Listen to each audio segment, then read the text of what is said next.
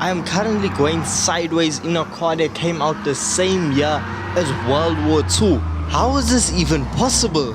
Hello and welcome. In today's video we are testing out the oldest car in Gran Turismo 7. This is the Mercedes-benz S Barker Tourer, which came out in 1929.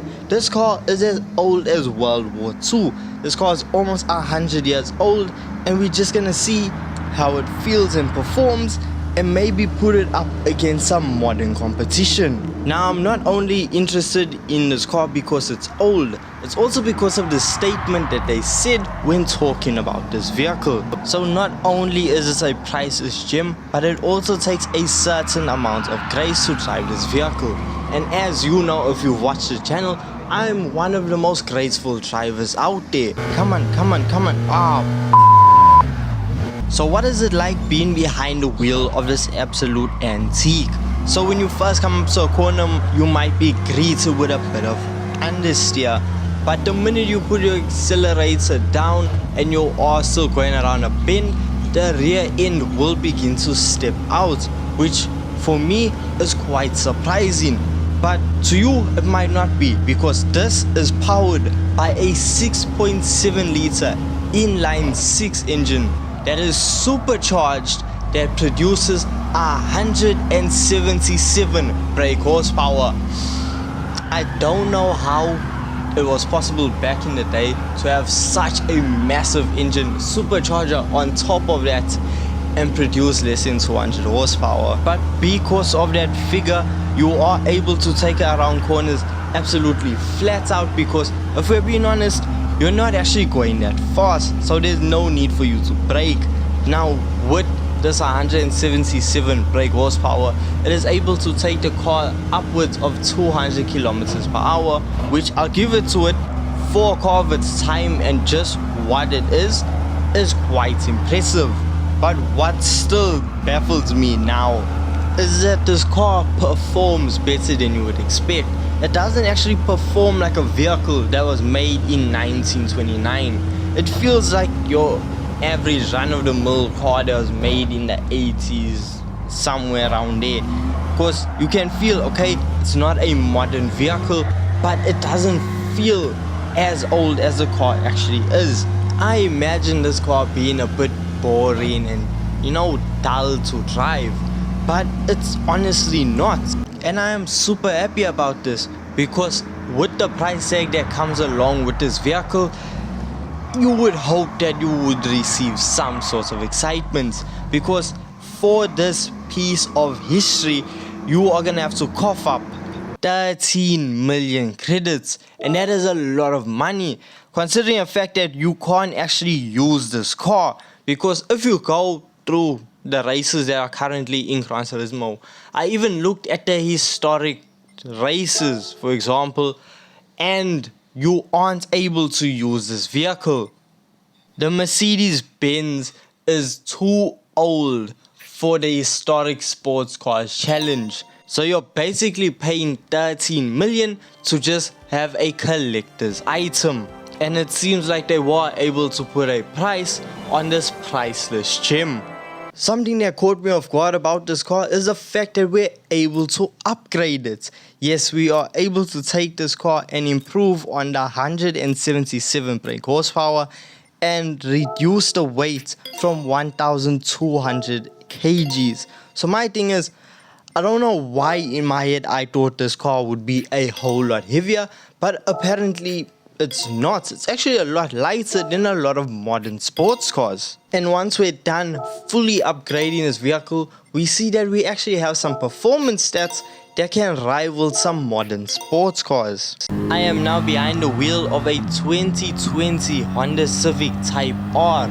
Now this is considered to be one of the fastest hot hatches that you can buy. So I am curious to see what sort of a lap time we can set around the circuit in this vehicle, and see if the old Mercedes-Benz can get as close as possible to it. So this car has over 300 horsepower, weighs roughly about over 1000 kgs, and it is a load of fun.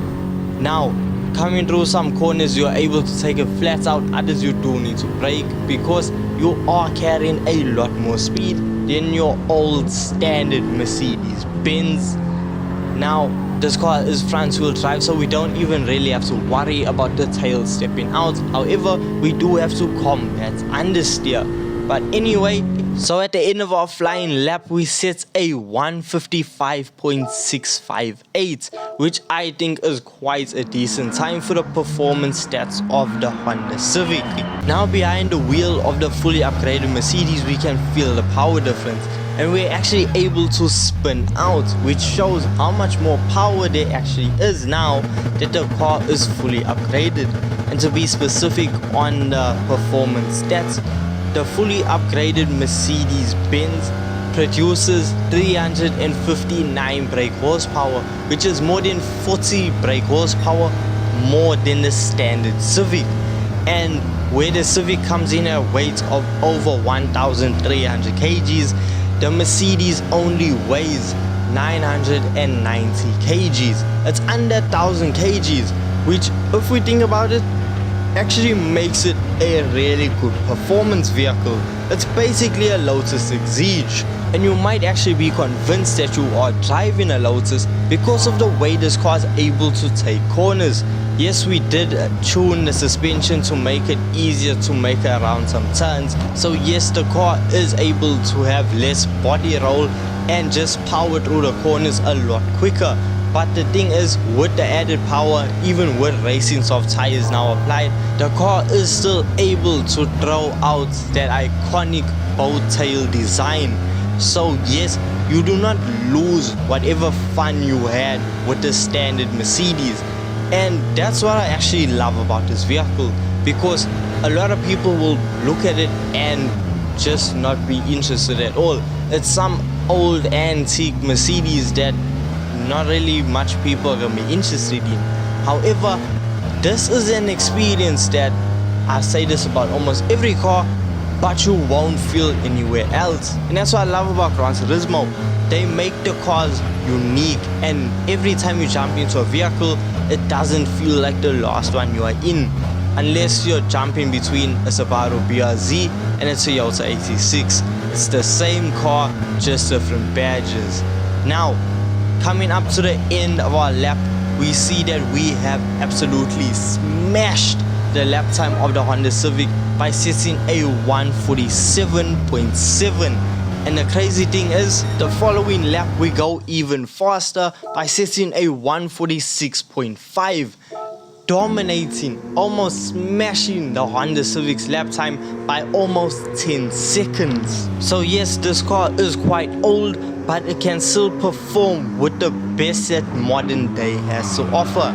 So if you have a spare 13 million credits laying around and you don't have the Mercedes-Benz S Barker Tourer, it's a long name, then pick it up while you can, because with it being in the legendary dealership, it doesn't stay around forever. So if you want to try it out for yourself, now is the time. So with all of this being said, hope you guys did go on to enjoy this video. Don't forget, leave a like and subscribe for more Gran Turismo 7 content, and I'll see you in the next one. Thank you so much for watching. Peace.